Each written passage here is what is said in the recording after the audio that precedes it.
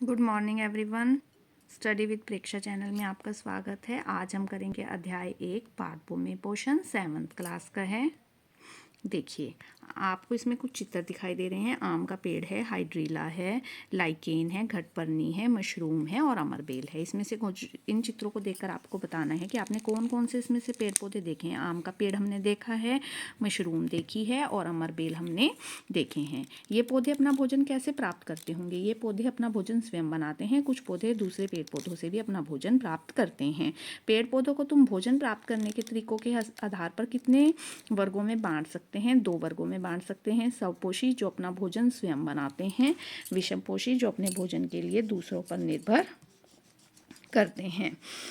परजीवी जो मरे हुए गले सड़ों पर निर्भर करते हैं। अमरबेल मृतजीवी जो मरे हुए पर निर्भर करते हैं। सहजीवी जो साथ में रहते हैं और दूसरों की हेल्प करते हुए अपना भोजन बनाते हैं। आगे चलते हैं। यह तो तुम जानते हो कि मक्का के एक बीज से पौधा तैयार होता है और उस बीज से बने पौधे में लगे भुट्टे में ढेर सारे मक्का के बीज पाए जाते हैं। मक्का हम खाते हैं, उसके दूसरे भागों को पशुओं को खिलाते हैं। पेड़ पौधे बिना खाए पिए इतने बड़े कैसे हो जाते हैं? अपने शब्दों में लिखो। पेड़ पौधे अपना भोजन प्रकाश संश्लेषण प्रक्रम द्वारा बनाते हैं। पत्तियों में उपस्थित हरा वर्णक होता है क्लोरोफिल, जो सूर्य के प्रकाश की उपस्थिति में ऊर्जा का संग्रहण करता है। इस ऊर्जा का उपयोग जल और कार्बन डाइऑक्साइड से खाद्य निर्माण में होता है, खाद्य संश्लेषण में होता है। इसी से पेड़ पौधे बिना खाए पिए इतने बड़े हो जाते हैं। आगे चलते हैं। पेड़ पौधों के बारे में कहा जाता है ये भोजन बनाने के कारखाने हैं। क्या आप इस बात से सहमत हैं? हाँ, हम इस बात से सहमत हैं कि पेड़ पौधे भोजन बनाने के कारखाने हैं। पेड़ों की पत्तियों में खाद्य संश्लेषण होता है। ये सूर्य की ऊर्जा को जल और कार्बन डाइऑक्साइड की सहायता से भोजन बनाने का काम करते हैं। निम्न प्रश्नों के जवाब दो। अमरबेल में क्या तुमने जड़ें देखी हैं? ये अपना भोजन कैसे प्राप्त करते हैं? अमरबेल जो है दूसरे पौधे जिस पर ये रहती हैं उससे अपना भोजन ले लेती हैं और उस पौधे को अमूल्य पोषक तत्वों से वंचित कर देती हैं। क्या ये जमीन तक पहुंच पाती हैं? नहीं, ये पेड़ के ऊपर ही रहती हैं। क्या अमरबेल में पत्तियां होती हैं? नहीं, अमरबेल में पत्तियां नहीं होती। यह पीले रंग की बेल होती है। इस आधार पर तुम अमरबेल को किस में रखोगे? हम उसे परजीवी में रखेंगे, क्योंकि वह दूसरे पौधों के ऊपर वह जिस पेड़ पर रहती है अमरबेल, वह सूख जाता है। इसकी क्या वजह है? वह उस पेड़ से मूल्य पोषक तत्व ले लेती है और उस पेड़ को पोषकों से वंचित कर देती है, इसलिए वह सूख जाता है। तुमने देखा होगा कहीं पर प्रसाद में बासी रोटी या अन्य खाद्य पदार्थ पड़े रहने पर उस पर फफूंद उगाती है। फफूंद अपना भोजन कहाँ से प्राप्त करती है? फफूंद जो है अपना भोजन मृत गले सड़े पदार्थों से प्राप्त करती है।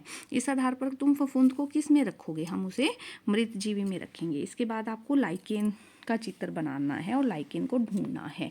मसाले में उपयोग करने वाला पत्थर फूल भी एक तरह का लाइकेन ही है। अपने घर से पत्थर फूल भी लेकर आप देख सकते हो। लाइकेन को क्या तुम मृतजीवी मानोगे? नहीं, लाइकेन जो है वो सहजीवी है। उसमें कवक और शैवाल होते हैं दोनों। शैवाल जो है कवक को भोजन देता है और कवक जो है बदले में उसे रहने का स्थान देता है और जल और पोषक तत्व देता है।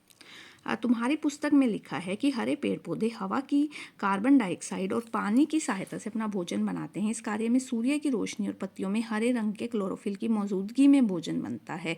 इस प्रक्रिया को तुम प्रकाश संश्लेषण के नाम से जानते हो। इसको के आधार पर आपको निम्नलिखित सवालों के जवाब देने हैं। पौधे को पानी कहाँ से और कैसे मिलता होगा? मिट्टी से मिलता है, जड़ों द्वारा अवशोषित कर लिया जाता है। और कार्बन डाइऑक्साइड कैसे मिलती है? पत्ती की सतह पर उपस्थित रंध्रों के द्वारा।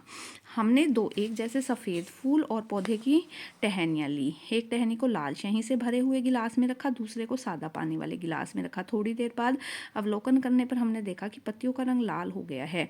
इस तरह का क्रियाकलाप तुम भी करके देखो और निम्न प्रश्नों के उत्तर दो। फूलों का रंग लाल होने का क्या कारण है? कि पौधे की टहनी में उपस्थित जाइलम उत्तक के द्वारा लाल रंग फूलों तक पहुँच गया। फूलों में लाल रंग पौधे के किस भाग द्वारा पहुँचा? जाइलम वाहिकाओं के द्वारा पहुंचा। जो तने में उपस्थित जाइलम उत्तक था उसके द्वारा पहुंचा। उत्तक भी लिख सकते हैं हम वाहिकाओं की जगह। तुमने खेतों और बगीचों में किसानों को देसी खाद और यूरिया वगैरह डालते देखा होगा। यूरिया पौधे में कैसे पहुंचता है? यूरिया या खाद पानी में घुल जाते हैं और जड़ों द्वारा पानी के साथ अवशोषित कर लिए जाते हैं।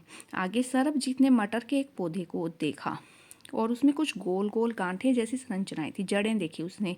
ठीक है, सरबजीत ने जब शिक्षक से पूछा तो इन गांठों का एक तरह का जीवाणु होता है जो पौधे के लिए हवा से, जीवाणु कौन सा है इसमें, राइजोबियम, जो पौधे के लिए हवा से नाइट्रोजन को सोखने का काम करता है और फिर इससे प्रोटीन का निर्माण होता है, इससे पौधे को कोई नुकसान नहीं होता। तो यह जीवाणु कौन सी श्रेणी में आप रखोगे, यह जीवाणु जो है वो सहजीवी है।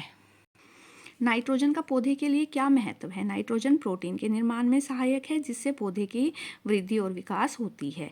दाल में कौन सा प्रमुख तत्व होता है? दाल में प्रोटीन होता है। कौन सा होता है? प्रोटीन। अगर आपको यह वीडियो पसंद आए तो आप चैनल को जरूर सब्सक्राइब कीजिए। Please like, share and subscribe.